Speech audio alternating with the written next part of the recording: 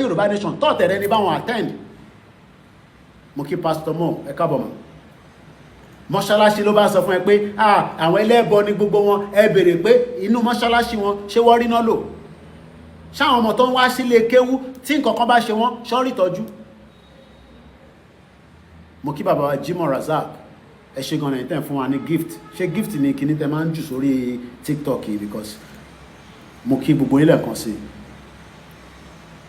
We are all saying that this union can be dissolved peacefully. Ẹni tó bá fẹ́ fẹ́ Yíbò kó fẹ́ Yíbò, ẹni tó bá fẹ́ fẹ́ Fúlàní kan kó lọ fẹ́ Fúlàní, but a gbọ́dọ̀ mọ̀rú Fúlàní tó fẹ́.